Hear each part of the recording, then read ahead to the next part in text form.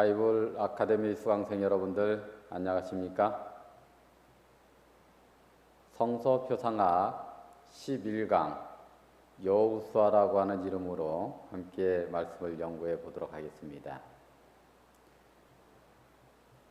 몇 주간 저희가 휴강을 하게 됐는데 정말 이 휴강하는 기간 동안에 저는 나름대로 영적인 전투를 하고 왔습니다. 그래서 하나님의 뜻대로 잘 되어서 바이블 아카데미도 계속 이어서 할 수가 있게 되었고, 또 시각장애인들에게 복음을 더욱더 힘있게 전할 수 있는 그런 기반도 마련이 되었습니다. 오늘부터 또 바이블 아카데미에서 이렇게 하나님의 말씀을 연구하게 된 것, 하나님께 진심으로 감사를 드리고, 우리 수강생 여러분들도 이 말씀을 잘 귀담아 들으셔서 하나님께서 우리에게 주고자 하는 그 영생의 선물을 다 받게 되시기를 간절히 바랍니다. 저희가 지난 시간에 예수님을 표상하고 있는 모세에 대해서 배웠습니다. 오늘 이 시간에는 모세의 시종 누굽니까? 여호수아부터 예수님을 어떻게 또 표상하고 있는지 살펴보도록 하겠습니다. 이 예수님을 표상한다고 하는 것은 예수님의 흉내를 내는 것이 아니라 예수님의 역할을 한다고 하는 의미입니다.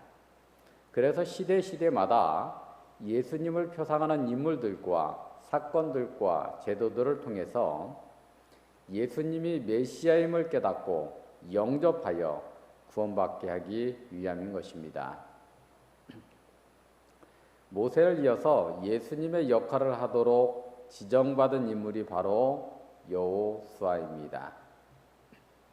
출애굽기 23장 20절로 21절에 보면, 내가 사자를 내 앞서 보내어 길에서 너를 보호하여 너로 예비한 곳에 이르게 하리니 너희는 삼가 그 목소리를 청종하고 그를 노엽게 하지 말라.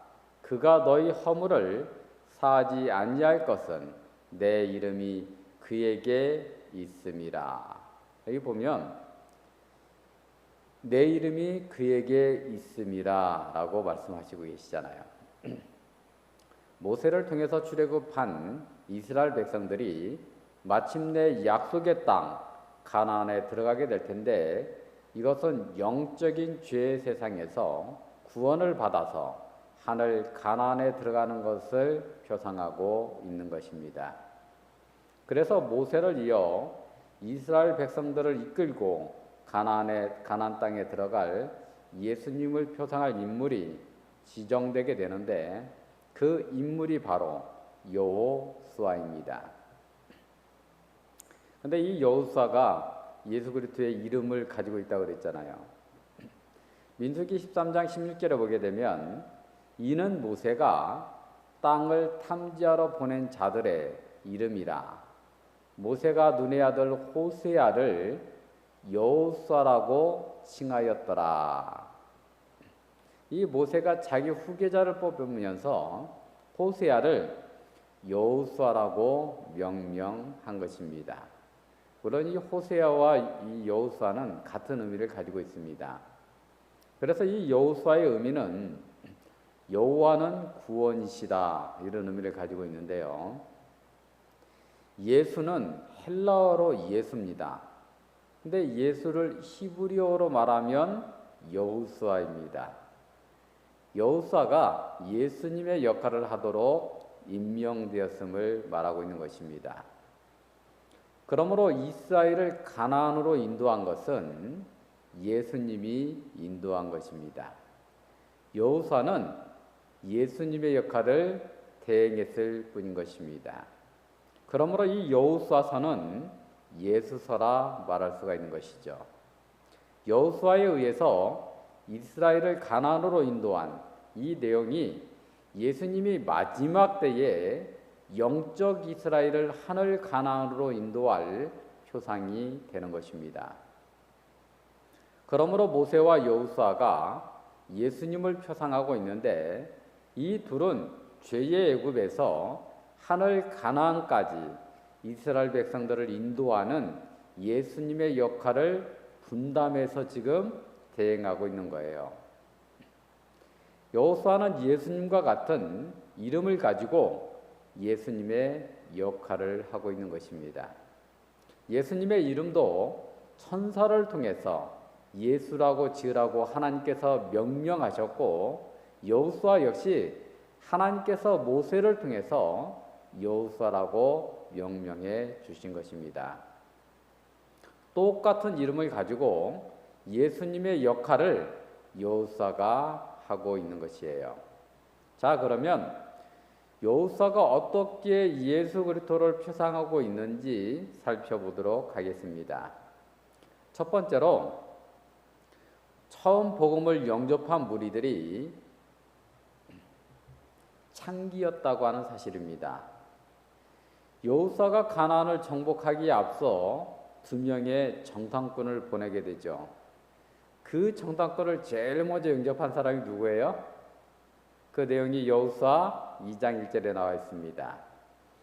눈의 아들 여호수아가 시딤에서 2 사람을 정탐으로 가만히 보내며 그들에게 이르되 가서 그 땅과 여리고를 엿보라 하매 그들이 가서 라합이라고 하는 기생의 집에 들어가 거기서 유숙하더니.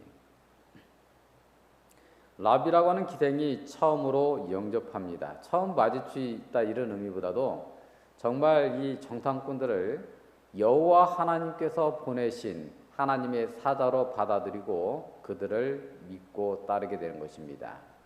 마치 예수님을 제일 먼저 영접한 사람들이 누구예요? 예수님이 전하는 복음을 제일 먼저 받아들인 사람이 누굽니까? 세리와 창기들이었잖아요. 두 번째로 그들이 믿은 것은 주님의 십자가의 보혈을 믿은 것입니다. 여호수아 2장 17절로 19절에 보게 되면 2 사람이 그에게 이르되 내가 우리로 서약해 한 이 맹세에 대하여 우리가 허물이 없게 하리니 우리가 이 땅에 들어올 때에 우리를 달아 내려온 창에 이 붉은 줄을 메고 내 부모와 내 형제와 내 아비 가족을 다 내 집에 모으라. 누구든지 내 집문을 나서 거리로 가면 그 피가 그의 머리로 돌아갈 것이요 우리는 허물이 없으리라. 그러나 누구든지 너와 함께 집에 있는 자에게 누가 손을 대면 그 피는 우리의 머리로 돌아오려니와. 그러니까 이 창에다가 붉은 줄을 매게 되면 구원을 받겠다라고 약속한 것입니다. 여러분, 이 붉은 줄이 무엇을 상징합니까? 레위 14장 4절에 보면 제사장은 그를 위하여 명하여 정한 산새 2마리와 백향목과 홍색 실과 우슬초를 가져오게 하고, 이게 이 죄사함을 받는 방법으로 홍색 실을 가져오라고 말을 하지요. 14장 49절에 보면 그는 그 집을 정결케 하기 위해서 새 2마리와 백향목과 홍색 실과 우슬초를 취하고 그랬어요. 여기서도 이제 이 우슬초가 나오고 있죠. 죄를 정결케 하는 방법으로 우슬초, 이 홍색 실이 사용되고 있음을 볼 수가 있습니다. 51절에 이어서 보면요, 백향목과 우슬초와 홍색 실과 산새를 가져다가 잡은 새의 피와 흐르는 물을 찍어 그 집에 7번 뿌릴 것이요. 이 속죄의 죄를 씻을 물을 만들 때에 홍색 실이 사용되고 있음을 말해주고 있는 것입니다. 이 홍색 실은 부정을 깨끗게 하는 예수님의 보혈을 상징하는 것입니다. 이스라엘 백성들이 애굽을 탈출할 때에 마지막 10번째 재앙이 뭐예요? 장자들이 죽는 이 재앙이었는데, 이 유월절 어린 양의 피를 문 임방과 설주에 발랐잖아요. 붉은 피를. 그 결과 구원을 받은 것입니다. 예수 그리스도의 십자가에 보혈을 상징하고 있는 것입니다. 기생 라합의 창문에 이 붉은 줄이, 매라고 한 이 붉은 줄이 주님의 보혈을 상징하고 있는 것입니다. 이 기생 라합은 여호와 하나님을 믿음으로, 주님의 보혈을 믿음으로 구원을 받은 것입니다. 세 번째로 여호수아가 예수님을 표상하고 있는 것은 요단강에 들어간 것입니다. 여러분, 여호수아가 언제 요단강에 들어갔어요? 여호수아 3장 7절로 8절에 보게 되면 여호와께서 여호수아에게 이르시되 내가 오늘부터 시작하여 너를 온 이스라엘 목전에서 크게 하여 내가 모세와 함께 있었던 것과 같이 너와 함께 있는 것을 그들로 알게 하리라. 이게 이제 여호와 하나님께서 함께 있는다는 것을 이게 알게 해주겠다. 여호수아의 이름을 높여주겠다. 이렇게 말하고 있는 것이죠. 이어서 8절의 말씀을 보면 너는 언약궤를 맨 제사장들에게 명하여 이르기를 너희가 요단 물가에 이르면 요단에 들어서라 하라. 이때 여호수아도 요단강에 들어선 것입니다. 그래서 이 요단강을 건너서 맞은편까지 다 간 사람들은 뭐예요? 이 법궤를 쫓아서 다 요단강에 들어간 것입니다. 여호수아가 요단강에 들어선 것을 통해서 여호와 하나님께서 함께 있음을 알게 하겠다 말씀하고 있는 것입니다. 이때 어떤 일이 벌어졌어요? 여호수아 3장 16절부터 보면 곧 위에서부터 흘러내리던 물이 그쳐서 심히 멀리 사르단에 가까운 아담 우편에 일어나 쌓이고, 이게 물이 뚝 끊어져 갖고 이렇게 아담 우편에 이렇게 쌓인 것입니다. 그죠? 아르바의 바다 여매로 향하여 흘러가는 물은 온전히 끊어지매, 요단강 물이 뚝 끊어져 가지고 한쪽에는 물이 쫙 쌓여 있고 이스라엘 백성들이 그 잘라진 그 메마른 땅을 디디면서 이 요단강을 무사히 건넜다라고 하는 내용입니다. 이것은 사람의 능력으로 그렇게 된 것이 아니죠. 여호와 하나님께서 함께 하심으로 일어난 기적인 것입니다. 그런데 이 기적에 무엇이 하나 포함되어 있어요? 여호와 하나님께서 법궤를 메고 요단강물에 들어가라고 했을 때 그들은 들어갔습니다.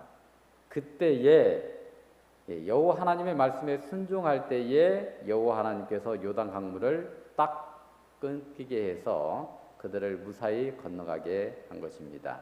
그래서 온전히 하나님의 은혜 가운데 이스라엘이 요단강을 건너게 되었는데 그 가운데는 이스라엘 백성들이 하나님의 말씀에 순종한 것이 포함이 되어 있는 것입니다.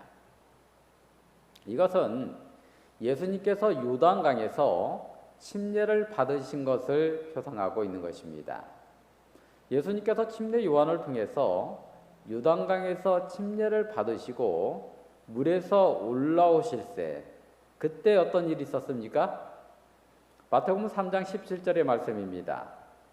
하늘로서 소리가 있어 말씀하시되 이는 내 사랑하는 아들이요 내 기뻐하는 자라. 예수님께서 침례를 받으시고 물에서 올라오실세 하늘에서 음성이 있었습니다. 이는 내 사랑하는 아들이요. 이 하나님께서 예수님을 내 사랑하는 아들이요라고 명하는 그 순간 어떻게 돼요? 예수님의 이름이 하나님의 아들이 된 거기 때문에 높여진 것이죠. 내 기뻐하는 자라. 하나님께서 예수님과 함께하고 계심을 나타내고 있는 것입니다. 여호수아가 이끄는 이스라엘은 교회를 상징합니다. 교회는 예수님을 믿고 따름으로써만이 요단강을 건너서 약속의 땅 가나안에 들어갈 수 있음을 표상하고 있는 것입니다. 우리가 예수 그리스도를 믿고 침례를 받으면 하나님께서 우리를 이끌어 주시는 것입니다. 그리고 높여 주시는 것입니다. 어떻게 높여 주시는 겁니까? 이는 내 사랑하는 아들이요 기뻐하는 자라. 죄인으로서 죽을 수밖에 없는 우리를 하나님의 자녀로 영생할 수 있는 존재로, 그리고 아버지 집인 하늘나라에 들어갈 수 있는 존재로 높여 주시는 것입니다. 우리가 구원을 받아서 하늘 가나안에 들어갈 수 있는 방법은 물질과 권력으로는 불가능합니다. 인간의 노력으로 불가능합니다. 오직 예수 그리스도를 믿고 그분께서 요단강에서 침례를 받으신 것처럼 침례를 받게 될 때에 우리는 하나님의 자녀로 인정을 받아서 구원을 받아 하늘 가나안에 들어갈 수 있음을 여러분 꼭 기억하게 되기를 바랍니다. 하나님께서 기록한 이 성경에는 이 방법 외에는 다른 구원의 방법을 우리에게 가르쳐주고 있지 않습니다. 오직 예수 그리스도를 통해서만이 구원받을 수가 있다라고 하는 것이죠. 요한복음 1장 12절로 13절에 보게 되면 영접하는 자, 여기서 영접은 누구를 영접하는 것입니까? 말씀 하나님이신 예수 그리스도를 영접하는 자, 곧 그 이름을 믿는 자들에게는 하나님의 자녀가 되는 권세를 주셨으니 이는 혈통으로나 육정으로나 사람의 뜻으로 나지 아니하고 오직 하나님께로서 난 자들이니라. 우리가 이 귀한 시간을 통해서 이 성서표상학을 공부하는 이유가 여러분 뭐라고 생각하십니까? 예수 그리스도를 믿고 하나님의 아들로 거듭나 구원받아서 하늘 가나안에 들어가기 위해서인 것입니다. 하나님께서 요단 강가에서 여호수아를 높여 주셨듯이 예수님을 높여 주신 것입니다. 여러분께서 예수님의 이름으로 침례를 받게 될 때에 하나님께서는 여러분들을 높여서 하나님의 자녀 삼아 주실 것을 믿게 되시기를 간절히 바랍니다. 네 번째로 여호수아가 예수님을 표상하고 있는 것은 12입니다. 여기서 12이 뭐냐면 궁금하죠? 12돌과 12제자입니다. 여호수아 4장 1절부터 보게 되면요, 온 백성이 요단 건너기를 마침에 여호와께서 여호수아에게 일러 가라사대 백성의 매 지파에 한 사람씩 12사람을 택하고 그들에게 명하여 이르기를 요단 가운데 제사장들의 발이 굳게 선 그곳에서 돌 12를 취하고, 돌 몇 개를 취하라고요? 돌 12를 취하고 그것을 가져다가 오늘 밤 너희가 유속할 그곳에 두도록 하라. 이게 이제 기념으로 삼은 것입니다. 여호수아는 요단강에서 12돌을 취했습니다. 예수님은 12제자를 세우셨습니다. 그리고 그 12제자로 하여금 복음을 전하게 함으로 하나님의 나라의 기초가 되게 하신 것입니다. 우리가 여기서 꼭 기억해야 될 중요한 것이 있는데, 제사장들이 요단강에 먼저 들어갈 때에 뭐를 메고 먼저 들어갔습니까? 법궤를 메고 들어갔습니다. 홍해를 건널 때는 법궤가 있었어요, 없었어요? 홍해를 건널 때는 법궤가 없었습니다. 이것은 무엇을 의미합니까? 우리가 완전한 구원에 이르기 위해서는 죄의 애굽에서 나와서 홍해를 건너 광야를 지나서 요단강을 건너서 가나안에 들어가야지만이 우리 구원이 완벽하게 완성이 되는데, 이 구원이 완성되기 위해서는 홍해 바다를 건널 때에는 법궤가 없었다는 거예요. 이스라엘 백성들이 죄의 애굽을 탈출할 때에는 법궤가 없었습니다. 하나님의 계명을 지켰기 때문에 탈출할 수 있었던 것이 아닙니다. 우리를 위하여 돌아가신 어린 양의 피의 은혜로 믿음으로 말미암아 구원을 받은 것입니다. 율법을 지켰기 때문이 결코 아닌 것입니다. 그러나 광야를 거쳐서 약속의 땅 가나안에 들어갈 때에는 무엇을 앞세우고 들어갔다고요? 법궤를 앞세우고 들어갔습니다. 주의 계명을 앞세우고 들어간 것입니다. 율법이 앞에 선 것입니다. 이것은 무엇을 의미한다고 생각하십니까? 구원받는 것은 우리가 그리스도의 의로 구원을 받았지만 그 후에 따라가는 것이 뭐예요? 순종이라고 하는 사실입니다. 하나님의 계명에 따라서 순종하는 생활, 성화가 필요하다고 하는 것입니다. 그래서 이스라엘 백성들이 광야 생활하는 것은 뭐를 연습한 거예요? 하나님의 말씀에, 하나님의 계명에 순종하는 것을 연습한 것입니다. 그런데 왜 애굽에서 나올 때는 계명이 없었잖아요. 그죠? 그때는 이스라엘 백성들이 하나님의 백성으로 인정받기 전이었어요. 하나님의 백성이 아니니까 하나님의 말씀에 순종할 이유가 없는 것입니다. 그런데 홍해 바다를 건너면서 침례를 받았습니다. 집단 침례를 받았습니다. 그래서 이 이스라엘 백성들이 뭐가 된 거예요? 하나님께서 구원하신 하나님의 백성들이 된 거예요. 그래서 하나님께서는 곧바로 그들에게 뭘 주신 것입니까? 시내산에서 하나님의 계명을 그들에게 주고 그 계명을 순종하는 것을 광야 40년 기간 동안에 연습시키신 것입니다.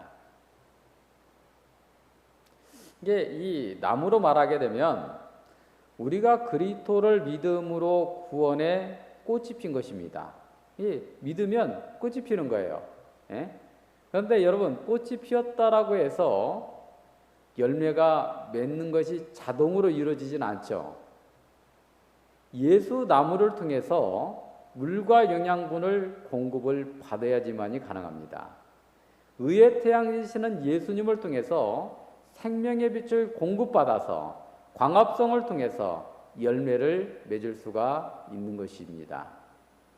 우리가 예수 그리스도를 믿음으로 구원받은 것으로 하나님께서는 만족하시지 아니하시고 우리가 예수 그리스도를 믿는 그 믿음 그대로 하나님의 계명에 순종하게 하심으로 진짜 이 사람이 예수 그리스도를 그 마음 가운데 진짜 믿는지 안 믿는지를 확인해서 예수 그리스도의 열매가 되게 하신 것입니다.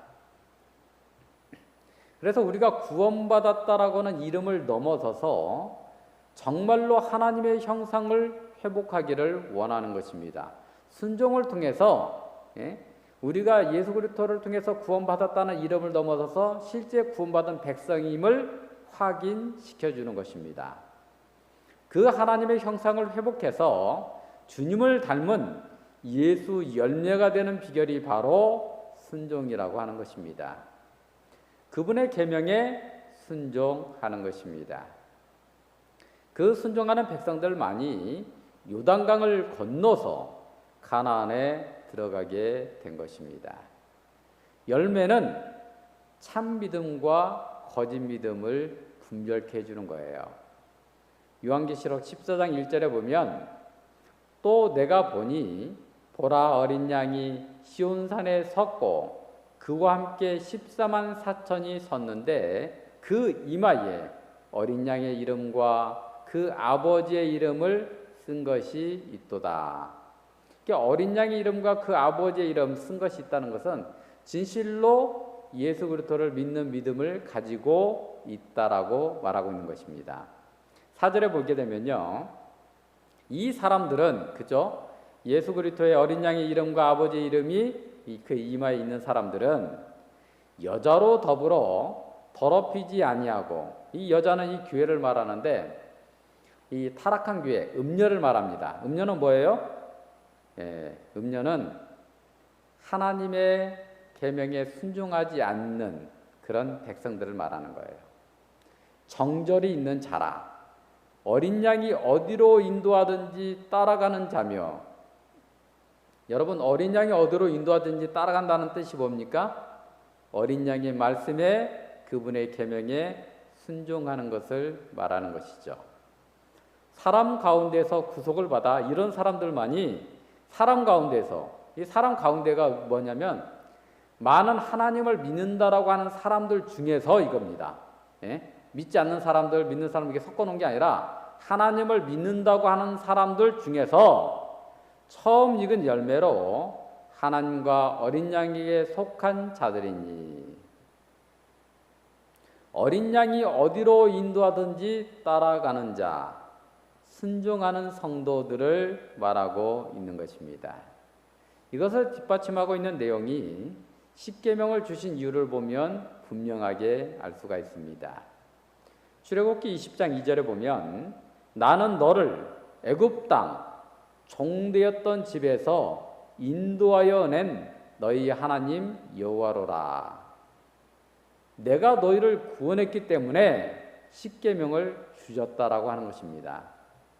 그러므로 이 십계명은 구원받게 하기 위하여 주신 것이 아니라 구원받은 하나님의 백성들에게 주신 것임을 꼭 기억하게 되기를 바랍니다.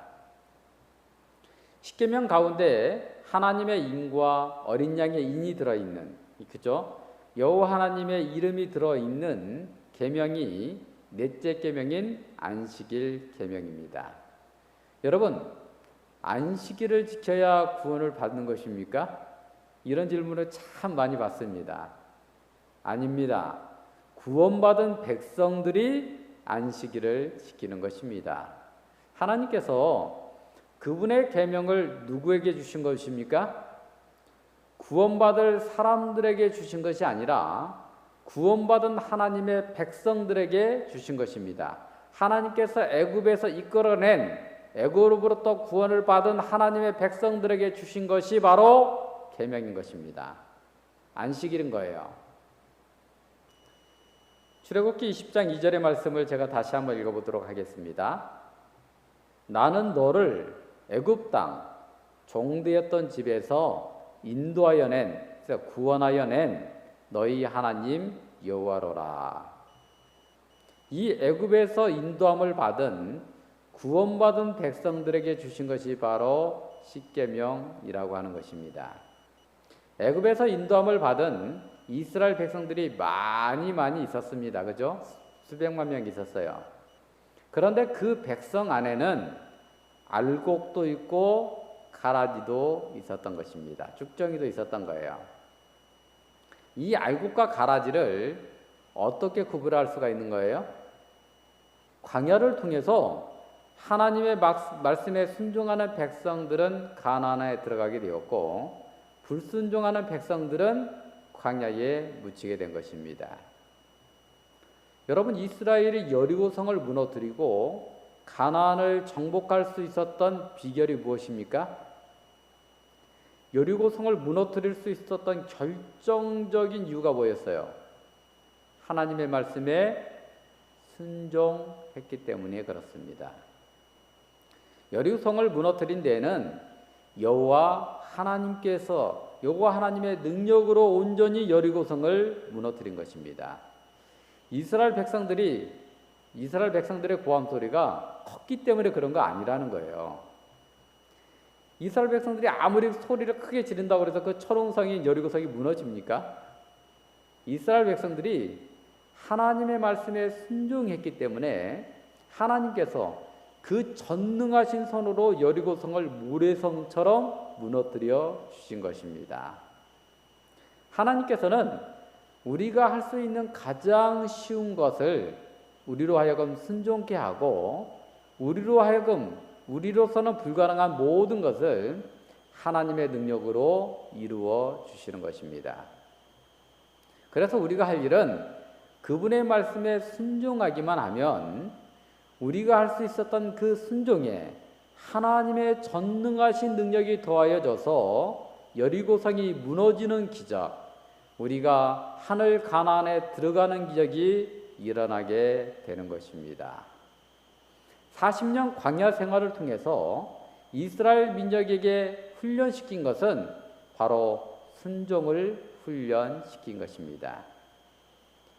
여러분, 안식일을 지켜야 구원받습니까? 라고 하는 질문이 잘못되었기 때문에 답이 없는 것입니다. 마치 광복절을 지켜야 해방받습니까? 라고 하는 질문하고 똑같은 거예요. 여러분, 광복절을 지켜야 해방받습니까? 해방받았기 때문에 광복절을 지키는 거잖아요. 신명기 5장 15절에서 이렇게 말씀하십니다. 너는 기억하라. 내가 애굽 땅에서 종이 되었더니 너희 하나님 여호와가 강한 손과 편 발로 너희를 거기서 인도하여 내었나니, 그러니까 너희를 구원했다는 거죠. 그러니까 구원을 너희가 받았기 때문에, 그러므로 너희 하나님 여호와가 너를 명하여 안식일을 지키라 하느니라.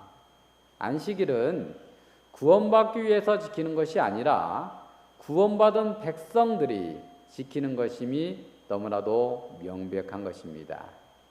그러므로 여러분들이 예수 그리스도를 믿고 구원받았다라고는 확신이 있다면 주님의 명령에 순종해서 안식일을 지킴으로 여러분들의 구원이 참된 것임을 여러분들이 증명해 주시고, 여러분들이 정말 알곡으로 연결해서 예수 열매로 연결해서 하늘 가나안에 꼭 들어가게 되기를 간절히 바랍니다. 이 바이블 아카데미 수강생 여러분들께서는 예수님을 믿음으로 구원받았기 때문에 하나님의 계명에 순종하시는 하나님의 백성들이 되시기를 바랍니다. 겉으로만 하나님을 믿는 것이 아니라 그 마음의 중심으로 하나님을 믿음으로 그분의 열매가 되시기를 간절히 소망합니다. 쭉정이가 아니라 알곡이 되어서 하늘 번향에 다 들어가게 되시기를 주님의 이름으로 소망하면서 강의를 마치도록 하겠습니다. 남은 내용들은 다음 시간에 이어서 하도록 하겠습니다. 잠시 기도하겠습니다. 아버지 하나님, 여호와는 구원이시다. 여호수아를 통해서 정말 다시 한번 예수 그리스도를 우리의 개인의 구주로 영접할 수 있는 기회를 허락해 주시니 진심으로 감사를 드립니다. 모세와 여호수아를 통해서 이스라엘 백성들을 죄의 굽에서 출애굽하여 가나안 땅에 들어갈 수 있도록 인도하여 주신 그 놀라운 섭리에 감사와 영광을 돌립니다. 우리가 모세와 여호수아의 교훈을 통해서 알 수 있듯이 우리가 온전히 예수 그리스도의 은혜로 구원을 받지만 그 구원의 실제 이 열매, 그 진실함은 우리가 누구의 말에 순종하느냐에 따라서 그 사람의 진실로 예수 그리스도를 믿고 있느냐 그렇지 않느냐를 확정짓는 것임을 다시 한번 깨닫게 해주시니 감사를 드립니다. 저희는 예수 그리스도를 믿음으로 구원을 받은 하나님의 백성들입니다. 그러므로 이스라엘 백성들이 법궤를 따라서 요단강을 건너 가나안 땅으로 들어갈 수 있었듯이 우리 역시도 정말 주님의 말씀에 순종하여 안식일을 지킴으로 하늘 가나안에 무사히 입성할 수 있도록 역사하여 주시옵소서. 우리 하나님께서 정말 오늘 이 시간부터 우리가 하늘 가나안에 들어갈 때까지 우리와 함께하여 주시고 우리를 주님의 그 크신 권능으로 인도하여 주시며 주님의 순종하는 백성들로 정말 주님을 닮은 열매로 연결게 인도하여 주시옵기를 우리 구주 예수님의 이름으로 기도드리옵나이다. 아멘.